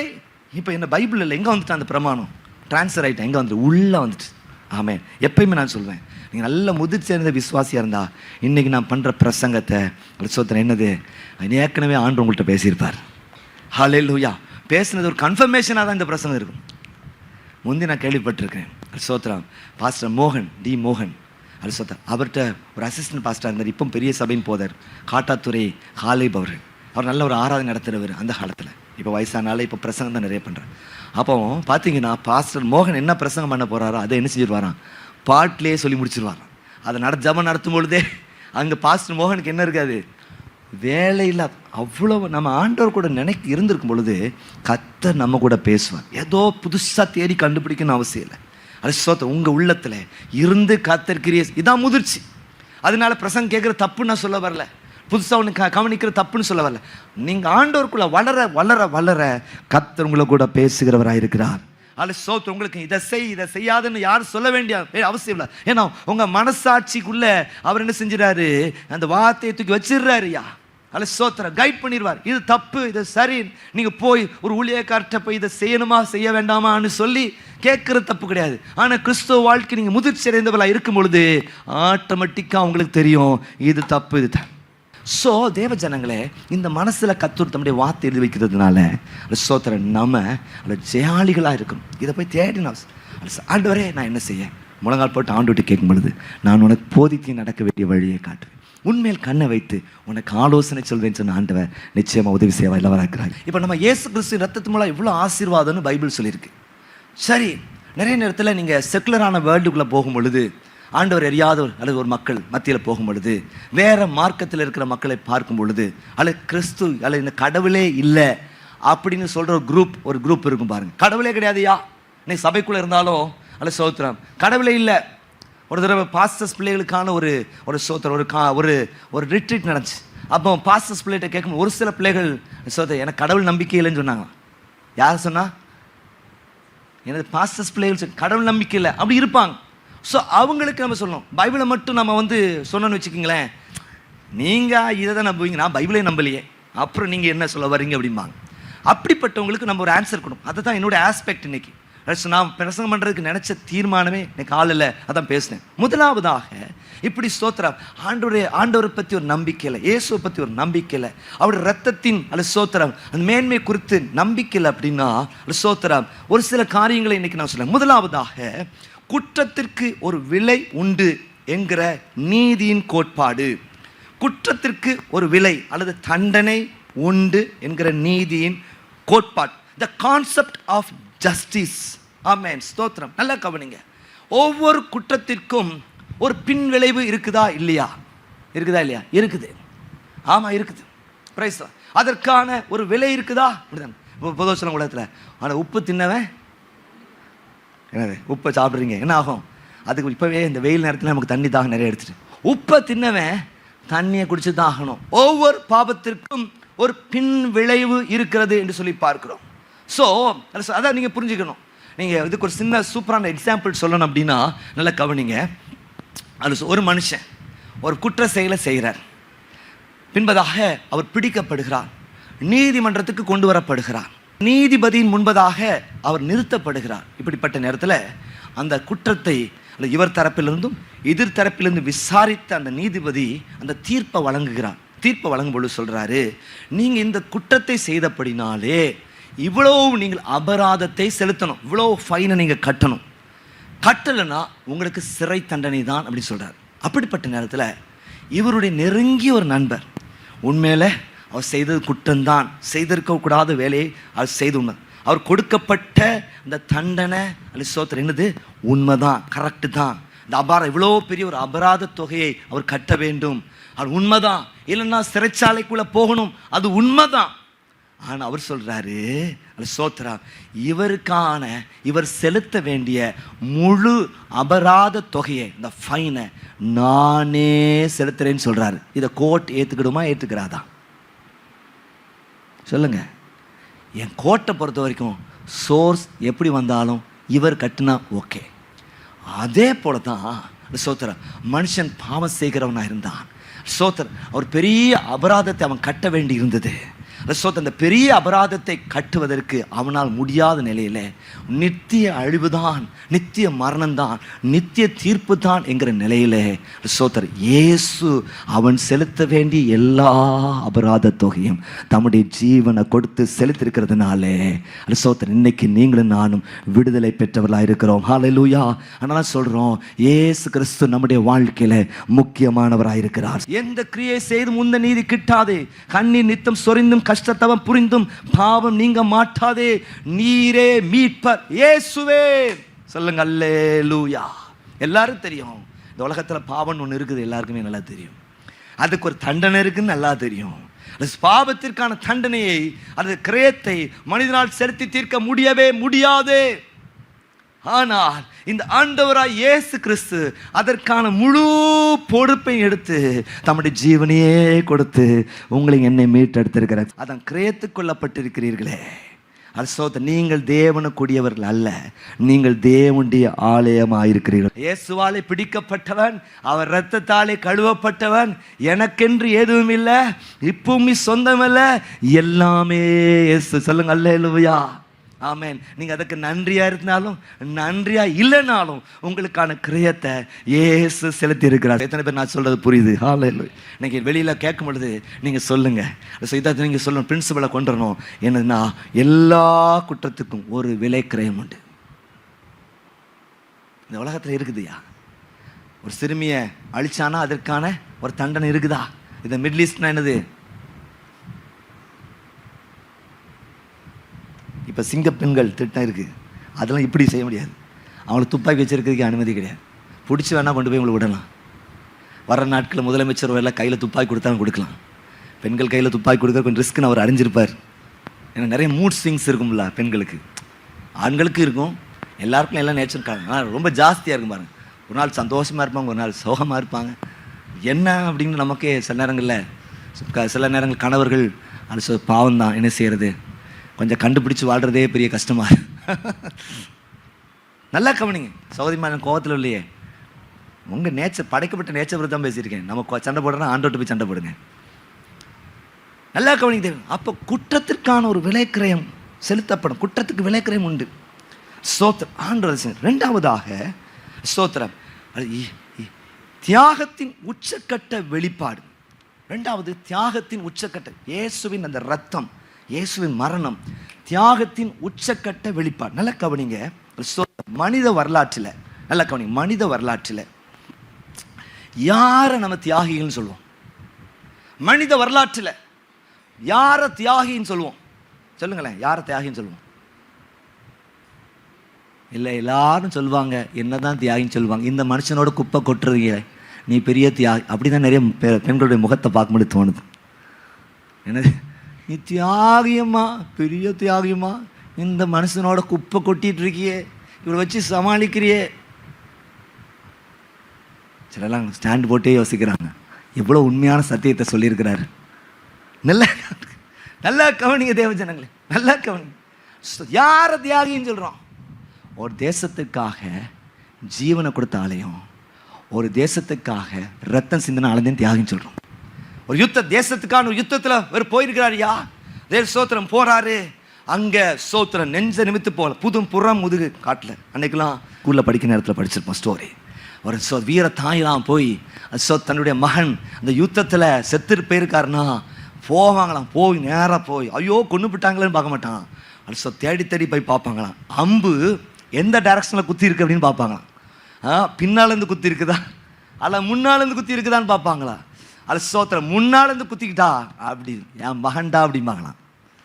பின்னால் குத்தினா புறமுது காட்டி ஓடி இருக்கான் அப்படின்னு சொல்லி வருத்தப்படும். இதான் ஹிஸ்ட்ரி படிச்சிருக்கேன். எத்தனை பேர் இந்த ஹிஸ்ட்ரி படிச்சிருக்கீங்க? நான் ஹிந்தியன் ஹிஸ்ட்ரி தான் சொல்லிட்டு இருக்கேன். புறமுது காட்டுறான், நெஞ்ச காட்டுறான். ரத்தம் செஞ்சிருக்கிறாய் இவரு. நீங்க ராணுவர்களுக்கு மரியாதை செலுத்தப்படு. கால் போச்சியா, ரத்தம் போயிருக்கு, அவருக்கு மரியாதை கொடுக்கப்படும், தியாக பட்டம் கொடுக்கப்படும். ஜீவனை கொடுத்தவங்களுக்கு தியாக பட்டம் கொடுக்கப்பட்டிருக்கிறது. அருமையான தேவ ஜனங்களே, இந்த வரலாற்றிலே ஒருத்தர் மனுஷனுடைய பாவங்களுக்காக மரித்தார் என்றால் அவர் ஆண்டவராய் இயேசு கிறிஸ்து. தியாகத்திலே சிறந்த தியாகம் இயேசுவின் தியாகம். சிங்காசனம் விட்டு இறங்கி நம்முடைய முதலமைச்சர் காரியின் உச்சத்திலிருந்து இறங்கி வந்து சோத்திர மக்களுக்கு சேவையாற்றுக்கு வந்திருக்கேன். நான் சொல்றேன், அதை காட்டிலும் பெரிய கேரியர்லேருந்து சிங்காசனம் விட்டு இறங்கி ஒரு தாழ்மையின் கோலத்தை பூண்டு நமக்கா இந்த உலகத்தில் வந்து அது நன்மை செய்து அது பிசாசுகளை துரத்தி வியாதிகளை சுகமாக்கி அற்புதம் செய்து தேவனுடைய ராஜ்யத்தை குறித்து பிரசங்கம் பண்ணி நான் இந்த உலகத்தில் மறிக்கிறதற்காக வந்தேன்னு சொல்லி மறித்து சொன்னபடியே அடக்கம் பண்ணப்பட்டு சொன்னபடியே 3ஆம் நாள் உயிரோடு இருந்தார். இன்றைக்கு உலகத்தில் திறக்கப்பட்ட கல்லறையா இருக்கிறது ஆண்டவராய் இயேசு கிறிஸ்துவின் கல்லறை மட்டுமே. தியாகத்தில் சிறந்த தியாகம் அடிச்சு சொல்லுங்க. தியாகத்தில் சிறந்த, நான் தான் அடிச்சு சொல்றேன். இன்னைக்கு நிறைய நேரத்தில் சில பேர் வருத்தப்படுங்க, இந்த கேரியரை விட்டு இறங்கினார் நீ அரசியல் பேசணும். இல்லை, இதுதான் நமக்கு பாயிண்ட்டு. என்னது, நல்ல கேரியர்லேருந்து இறங்கி வந்தேன்னா நம்ம யோசித்து பார்க்கணும். இயேசுநாதன் இன்னைக்கு பிளட் டோனர்ஸ் டேங்கிறோம். ஏன் நம்ம விசேஷப்படுத்துகிறோம்? இப்போ பேசுகிறோம், உலகத்திலேயே செமையான பிளட் டோனர் யாருன்னா இயேசு தான். பிரைஸ் தான். இன்னைக்கு ஒரு கட்சிக்காக எவ்வளோ தங்க ஜனங்கள் எப்படி டிஃபெண்ட் பண்ணுறாங்க. எனக்கு அந்த ரசிப்பேன் பாருங்க இந்த ஆன்லைனில் பார்க்கறதுல. அதில் சோத்திரன் அந்த கட்சிக்காக எப்படி டிஃபெண்ட் பண்ணுறாங்க. அது பொய்யா இருந்தாலும் டிஃபெண்ட் பண்ணுவாங்க. என்னது உலகத்தில் இப்போ இருக்கிற மீடியாவில் பொய்யா ஒருத்தர் பிடிச்சிட்டுனா அது பொய்யா இருந்தாலும் கொடி. நம்ம ஊரில் ஒரு பழக்கம், ஒரு பேச்சுவார்த்தை, கொடி பிடிக்கிறது. இயேசுவுக்கு கொடி பிடிங்க, அது ரொம்ப முக்கியமான விஷயம். இயேசு கொடி சொல்லணும். தியாகி யாரை பார்த்தியா தியாகின்னு சொல்கிறீங்க? ஜீவனை கொடுத்தால, ரத்தம் சிந்தால தேசத்துக்கு தியாகி மரியாதை கொடுங்க.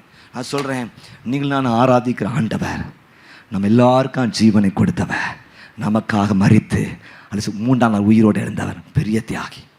3ஆவதாக உயிருக்கு உயிர் என்ற சமநிலை. உயிருக்கு உயிர் அப்படிங்கிற சமநிலை. the value of life. உயிருக்கு உயிர் என்ற சமநிலை. நல்லா கவனிங்க. இந்த சயின்ஸ் என்ன சொல்லுது அப்படின்னா, ரத்தம்ங்கிறது வெறும் திரவம் அல்ல, அது ஜீவனின் ஆதாரம். நாம சர்ச்சில் இருக்க ஆளுக்கெல்லாம் சும்மா பேரளவு கிறிஸ்தவராக இருக்கக்கூடாது, விவரமான கிறிஸ்தவராக இருக்கணும். சொல்லுங்க, அதான் என்ன வாஞ்சு. நான் பிரசங்கம் பண்ணுறதுக்கு காரணமே தான். ஸோ விவரம் கப்பான் இருக்கக்கூடாது. நம்ம இருக்கிற யார், ஏன் இருக்கிறோம், ஏன் கிறிஸ்தவனாக இருக்கிறேன், ஏன் இயேசுவின் பிள்ளை இருக்கிறேன், தெளிவோடு இருக்கணும். தெளிவே இல்லையா அப்படின்ற தெளிவாக இருக்கணும். ஏன் நீங்கள் பாருங்க பேசணும். என்னது சயின்ஸே சொல்லுது, ரத்தம்ங்கிறது திறமை இல்லை, அது ஜீவனின் ஆதாரம். உங்களுக்கு நல்லா தெரியும் என்னன்னா, ரத்தம் இல்லைன்னா மனுஷனால் உயிர் வாழ முடியாது. மாம்சத்தின் உயிர் ரத்தத்தில் இருக்குது. ஒருத்தனுக்கு மூளை வேலை செய்யலைன்னா கூட அவன் உயிர் வாழ முடியும். ஆனால் ரத்தம் இல்லைன்னா உயிர் வாழ முடியாது. நான் பார்த்தீங்கன்னா முந்தி நம்ம சர்ச்சில் இப்போ இருக்கிறாங்க மேத்யூ கிறிஸ்டியன் ஐயா ஜெயமா இருந்தாங்க. அவங்களுடைய 3 பிள்ளைகள். இந்த குடும்பத்தின் பகை நிமித்தமாக இந்த ஐயாவுடைய சகோதரரே சோதரர் 2 பேரும் மகன்கள் 2 பேரும் டிரைவிங் ஸ்கூல் முடிச்சுட்டு வெளியே நிற்கும் பொழுது, ஹைகிரவுண்ட் போகிற வழி நிற்கும் பொழுது நேராக கவர்மெண்ட் வாகனத்தை கொண்டு வந்து மோதிட்டார். 2 பேர் ஆக்சிடென்ட் ஆகி உடனடியாக ஹைகிரவுண்ட் மருத்துவமனைக்கு அனுமதிக்கப்பட்டாங்க. அதில் மூத்த மகன் இன்னைக்கு திரும்ப நாள் பரிசை பெற்றுக்கொண்டான். அவருக்கு வயிற்று வலின்னு சொல்கிறாங்க. அப்போ நம்ம சர்ச் டாக்டர் தான், டாக்டர் ராம்நாத். அப்போ சொல்கிறாங்க, பேசாமல் நீங்கள் இந்த ஹாஸ்பிட்டல் கவர்மெண்ட் ஹாஸ்பிட்டல்லேருந்து ப்ரைவேட்டுக்கு ஷிஃப்ட் பண்ணிடுங்க. இங்கெல்லாம் டாக்டர்ஸ் எல்லாமே சூப்பர் தான், ஆனால் என்னது குயிக்காக வேலை நடக்காது, அப்படிப்பட்ட சுச்சுவேஷன். ஆனால் கொண்டு போயிருங்க. இந்த தனியார் மருத்துவமனைக்கு கொண்டு போன பொழுது கண்டுபிடிச்சாங்க என்ன அப்படின்னா, இந்த வயிற்று வலி காரணம் இன்டர்னல் ப்ளீடிங் இருந்துச்சு. அந்த இன்டர்னல் ப்ளீடிங் கண்டுபிடிக்கப்படலைன்னா அவர் என்ன செஞ்சிருப்பார், மரித்து போயிருப்பார். கண்டுபிடிக்கப்பட்டு சரியாக்கப்பட்டதுனால ஜீவன். நான் ஜான்ஸ் காலேஜ் பிகாம் படிக்கிற நேரத்தில் எனக்கு ஒரு வாத்தியார் இருந்தார். அவர் பேர் ரவீந்திரன், ரவின்னு சொல்லுவாங்க. அவர் எப்படி சொல்லுவாங்க, கோழி ரவின்னு சொல்லுவாங்க. ஏன்னா ஒரு பிராய்லர் கடை வச்சுருந்தார்.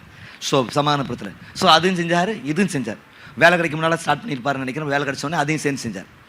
அவர் பார்த்தீங்கன்னா நிறைய பிளட் டொனேட் பண்ணுவார், நிறைய கொடுப்பார், நிறைய பேர் கொடுப்பார். நல்லா ஆளும் வாட்டர் ஸ்டவுட்டாக இருப்பார். ஒரு நாள் ஒரு பஸ் மோதி விபத்துக்குள்ளானார். ஹைகிரவுண்ட் மருத்துவமனைக்கு அவர் கூட்டு செல்லப்பட்டார். அப்படி இருக்கும் பொழுது சோதரர் எல்லாத்தையும் சொன்னார், வந்தவனே ஆல்ரைட் நான் நல்லா இருக்கேன், 2 days நான் நல்லா சரியாக வெளியே வந்துடுவேன். திடீர்னு கொலாப்ஸ் ஆகி மறித்து போனார். காரணம் என்ன, இன்டர்னல் ப்ளீடிங். அப்போ ரத்தம் அப்படிங்கிறது ஒரு திரவம் அல்ல, அது என்னது, ஒரு ஜீவனின் ஆதாரம். அது சோத்ரா. நல்லா கவனிங்க. இப்போ ஒருத்தருக்கு ரத்தம் தேவைப்படுது, சரியா, ஒரு விபத்துக்குள்ள ஆயிட்டாரு, ஒரு சிக்னஸ் வந்துட்டு இப்போ ஒரு சர்ஜரி நடக்க போகுது, ஒரு பிளட் லாஸ் நடக்குது. அப்படிங்கிற இடத்துல என்ன செய்கிறாங்க, ஒருத்தர்கிட்ட இருந்து எக்ஸ்ட்ரா ரத்தத்தை வாங்கி என்ன செய்கிறாங்க, இந்த நபருக்கு ஏற்றுறாங்க. நல்லா புரிஞ்சுக்கிடுங்க. இவர்கிட்ட இந்த ரத்தத்தை வாங்கி என்ன செய்கிறாங்க, அப்படி ப்ராசஸ் பண்ணி அப்படி என்ன செய்கிறாங்க, இவருக்கு ஏற்றுறாங்க. ஒரு டிரான்ஸ்ஃபர் நடக்குது. சரி, நல்ல சோத்திரன். ஒரு வியாதி ஒருத்தர் இருந்தார், ஒரு சர்ஜரி நடக்கு. இப்போ நான் ரத்தம் கொடுக்குறேன். கொடுத்தும் பொழுது இப்போ அவருக்குள்ள யாரோட ரத்தம் கடன் செல்லுகிறது, யார் ரத்தம் கடந்து செல்கிறது? சொல்லுங்க, யார்? சிம்பிளான கேள்விதான். வினோவோட ரத்தம் தான் கலந்து போகுது. யார் ரத்தம் கொடுக்குறாரு? இப்போ அவருடைய ரத்தம் அது சோத்திரம் இங்க டிரான்ஸ்ஃபர் ஆகுது மாதிரி. நல்லா கவனிங்க, இயேசுவின் ரத்தம் அது சோத்திரம். இயேசு நமக்காக ஜீவனை கொடுத்தது நிமித்தமாக இந்த இயேசுவின் ரத்தம் நமக்குள்ள டிரான்ஸ்ஃபர் ஆகிருக்குது. ஸோ இயேசுவின் ரத்தம் நமக்குள்ளே கடந்து சென்றிருக்கிறது. அது நமக்குள்ளே ஒரு பெரிய மாற்றத்தை நிச்சயமாய் தர முடியும். ரத்தத்தை ஒருத்தர் கொடுக்குற நேரத்தில் ஒருத்தர் ரத்தம் அடுத்த ரத்தம் போகுதியா, அதே மாதிரி இந்த இயேசு கிறிஸ்து ரத்தத்தை சிந்தினால அந்த ரத்தம் எனக்குள்ள வந்திருக்குது. அது இப்போ எனக்குள்ள ஓடுறதெல்லாம் யாருடைய ரத்தம்னா இயேசுவின் ரத்தம். ஹல்லேலூயா. விசுவாசிக்கணும். இதுக்கு என்னது? நம்பணும். ஏன்னா எண்ணங்கிற பவர்ஃபுல்லான விஷயம். அடிக்கடி நான் ரொம்ப புரியும் எண்ணத்தை நம்ம சொல்லிகிட்டே இருப்போம். நினைக்கணும். கிறிஸ்து நாம் தரிசித்து நடவாமல் விசுவாசித்து நடக்கிறோம். அப்படிதானே? பார்த்தா தான் நம்புவேன். தோமா சொன்னார், பார்த்தா தான் நம்புவேன். அதுவும் சும்மா சந்தேகத்தில் ப்ரூஃப் எதிர்பார்த்தார். அன்னைக்கு பிரசங்கம் பண்ணும்போது சொன்னேன், இருக்கிற ரொம்ப தூரம் பிரயாணப்பட்டு இயேசுக்கா வந்தது யாருன்னா தோமா தான். அந்த ப்ரூஃப் அவர் கிடைச்சதுனால என்னது? சீசர்லே ரொம்ப தூரம் பிரயாணப்பட்டு இந்திய தேசத்துக்கு வந்தது யாரு? என்னது? சத்தியமாக நீங்கள் உங்கள் முகத்தை பார்த்தாலே தெரியுது, தோமா. அன்னைக்கு தோமா கட்டின ஆலயத்துக்கு போயிருந்தோம், பார்த்தோம், ரொம்ப சந்தோஷமாக இருந்துச்சு. அப்போ பாருங்க, வந்து ஊழியத்தை செஞ்சார். மொத AD 52 அதை கட்டப்பட்ட ஆலயம் தான், ஒரு நல்ல ஆலயம். பார்த்தா இப்போ நல்ல அழகாக ஒர்க் பண்ணி வச்சுருக்கிறாங்க. அந்த கார்பெண்டரை கூட்டு வந்து தான் நம்ம செய்வோம் சபையில் வேலை செய்ய வைக்கணும் அப்படின்னு நான் நினைப்பேன். அவ்வளோ நேர்த்தியாக பண்ணியிருக்கிறாங்க பா. அப்படி இருக்கு இந்த ஒர்க். சமாளிஃபிகேஷன் அங்கே என்ன இல்லை. நல்லா கவனிங்க தேவ ஜனங்களே. அப்போ பாருங்க, உயிர்க்குயிர் அப்படிங்கிற சமநிலை. இங்கேருந்து ஒரு ஜீவன் நமக்கு கடைசி அவனு சொல்ல முடிச்சிடறேன். பழைய ஏற்பாட்டின் முறைமைகளின் முடிவு. பழைய ஏற்பாட்டின் முறைமைகளின் முடிவு. அது ஸ்தோத்திரம். பாருங்க, the ending the loop of rituals. நல்லா கவனிங்க. அந்த நாட்களில் யூத மார்க்கத்தில் ஒருவன் தப்பு செஞ்சானா, ஒரு பாவம் செஞ்சானா, அதற்கு பரிகாரமாக ஆடுகள், மாடுகள், புறாக்கள் பலி செலுத்தப்பட்டன. நல்லா கவனிங்க. ஒருத்தர் இது எல்லா மார்க்கத்திலும் இருந்துச்சு. நாட் ஓன்லி ஜூயிஷ் ரிலிஜன், யூத மார்க்கத்தில் மாத்திரமல்ல, எல்லா மார்க்கத்திலையும் இருந்த ஒரு நடைமுறை. நல்லா தெரியும். எங்கள் ஊர் பக்கத்தில் என்னது கிடா அடிப்பாங்க. எங்கள் ஊர் பக்கத்தில் சேவலை வெட்டுவாங்க. என்னது தலைப்படி வெட்டி சேவல் தலையை விட்டு அப்படி விட்டுருவாங்க. அன்னைக்கு ஒரு மீட்டிங் போயிருந்தேன். இந்த பிரசங்கார் மலையாளம் இங்கிலீஷில் பேசினார், மலையாளத்தில் பேசினார். டிரான்ஸ்லேட்டர் தமிழாள். அவர் மலையாளத்தில் சேவலுக்கும் கோழின்னு தான் சொல்லுவாங்க. ஆனால் இந்த டிரான்ஸ்லேட்டர் என்ன சொன்னார்? கோழி கூவுகிறது அப்படிங்கும் பொழுது நமக்கு கொஞ்சம் யோசனை, கோழி எங்கேயா குறிச்சு. அவனை கேட்டேன், மலையாளத்தில் சேவலுக்கும் என்ன சொல்லுவாங்கன்னா அதுவும் கோழின்னு தான் சொல்லுவாங்க. சரியா? இப்படி சில நேரங்களில் பிரச்சனை வரும். நல்லா கவனிங்க. இப்போ நம்ம பாயிண்ட்டுக்கு வாங்க. எல்லா மார்க்கத்துலேயும் நல்லா கவனிங்க. ஸோ எல்லா மார்க்கத்துலேயும் பாவத்துக்கு ஒரு பரிகாரமாக ரத்தம் சிந்தினாங்க. ஸோ கிடா அறுத்தாங்க. ஸோ சில இடங்களில் பார்த்தீங்கன்னா பன்னியே வெட்டினாங்க. என்னது? பன்னியே வெட்டினாங்க. சில இடங்களில் பார்த்தீங்கன்னா என்னது சேவல்களை வெட்டினாங்க. இப்படி தான் ஒரு சிஸ்டம் இருந்துச்சு. இதெல்லாம் பாவத்தை மூடுனை ஒழிய பாவத்திற்கு இந்த ஒரு விடுதலை தரலை. இது எல்லாத்துக்கும் ஒரு மூடு விழாவை கர்த்தர் நடத்தினார். தாமே வந்து மனிதனுக்காக ரத்தத்தை சிந்த நிமித்தமாக இப்போ இந்த சிஸ்டம் எல்லாம் என்னது கேன்சலாக மாறி போச்சு. கரங்களை வைத்து தள்ளிடுச்சுங்க பார்ப்போம். பழைய முறைமைகளுக்கெல்லாம் ஒரு முற்றுப்புள்ளி வந்து விட்டது. இன்னைக்கு ஒரு மனுஷன் பாவத்திலிருந்து விடுதலை பெற வேண்டும் என்றால் எந்த விதமான ரத்தத்தையும் சிந்த வேண்டிய அவசியம் அல்ல. இந்த இயேசுநாதரை நோக்கி பார்க்கும் பொழுது அவனுக்கு ஒரு பெரிய மீட்பு கிடைக்குது. நீ உட்கார்ற ஸ்டைல் இப்போ மாறி இருக்கணும், அல்ல சொத முங்க வாட மாறி இருக்கணும். ஏன்னா அவ்வளோ பெரிய மேன்மையை உங்களையும் என்னை ரட்சித்த இயேசுநாதர் செய்திருக்கிறார். ஹல்லேலூயா. இந்த பழைய சிஸ்டத்துக்கு எல்லாம் பலி செலுத்துற நீங்கள் நாஸ்திகரை போய் கேட்டிங்கன்னா சொல்லுவாங்க, இந்த பலி செலுத்துகிற முறையெல்லாம் பார்த்து எப்படி சொல்லுவாங்க? காட்டு மிராண்டியான முறை. எப்படிமா? என்னது? காட்டு மிராண்டித்தனம். அப்படி என்னையா பண்ணுறான்? உயிரை போய் கொண்டுட்டு இருக்கிறானே, காட்டு மிராண்டித்தனம் அப்படிமாங்களா? இந்த காட்டு மிராண்டித்தனங்கிறதுக்கெல்லாம் ஒரு முற்றுப்புள்ளியை கர்த்தர் வச்சிருக்கிறாரு. தாம் ஜீவனை கொடுத்த நிமித்தமாக இன்னைக்கு யாரும் எந்த வன விலங்குகளையோ பறவைகளையோ தொந்தரவு செய்ய வேண்டிய அவசியம் இல்லை. இயேசு தம்முடைய ரத்தத்தை சிந்திருக்கிறார். சொல்லுங்க அல்லேலூயா. நீங்களும் நானும் நோக்கி பார்க்கும் பொழுது இந்த ஆசீர்வாதம் கிடைக்கிறது.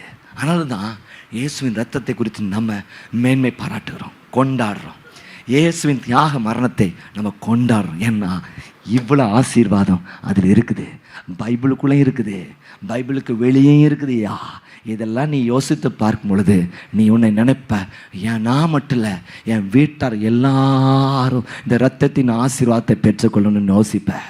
அல்லேலூயா, அல்லேலூயா. இது உண்மையா நீ அறிஞ்சிட்டேன்னா உங்க வீட்டில் இருக்கிற ஜனங்கள் ரட்சிக்கப்படாமல் இருக்கிறத நீ சகிக்க மாட்ட. நீ ஜெபிப்ப, ஆண்டவரே எப்படியா இந்த இரத்த ஆசீர்வாதம் இவர்களுக்குள்ள கிடைக்க அல்ல நீர் அனுக்கிரகம் செய்ய. ஆம் தேவ ஜனங்களே, இன்றைக்கு ஆண்டுடைய வார்த்தை உங்களுக்கு நிச்சயமாக பிரயோஜனமாக இருந்திருக்கும் என்று சொல்லி கிறிஸ்துவுக்குள் நாங்கள் விசுவாசிக்கிறோம். தொடர்ந்து எங்களோடு கூட இணைந்து கர்த்தரை ஆராதிக்கலாம். எங்களுடைய YouTube channel Zion AG church Tirunelveli, அதை சப்ஸ்கிரைப் பண்ணி ஆல் அப்படிங்கிற பெல் ஐக்கனை கிளிக் பண்ணுங்க. எல்லா நோட்டிஃபிகேஷன், ஆராதனைகள், ஜபங்கள், பைபிள் ஸ்டடீஸ், வாலிபர்களுக்கான ப்ரோக்ராம், யூத் என்ரிச்மெண்ட் சர்வீஸ், இன்னொரு சேனலில் எங்களுடைய plus service, biblical life excel student service எல்லாமே ஒளிபரப்பப்படுது. ஸ்க்ரீனில் போடுவாங்க, பார்த்து கலந்து கொள்ளும்படியே கேட்குறேன். நீங்கள் திருநெல்வேலியில் இருப்பீங்கன்னா அரசு நீங்கள் தயவாக வாங்க, சேர்ந்து இணைந்து கர்த்தரை ஆராதிப்போம், கர்த்தருடைய வார்த்தையை தியானிப்போம், கிறிஸ்துவுக்காக வாழ்வோமாக. மீண்டும் அடுத்த வாரம் சந்திக்கும் வரை கர்த்தருடைய கிருபை, இரக்கம், சந்தோஷம், சமாதானம் நம்ம வாழ்க்கையில் நிறைவாக இருப்பதாக. God bless you all.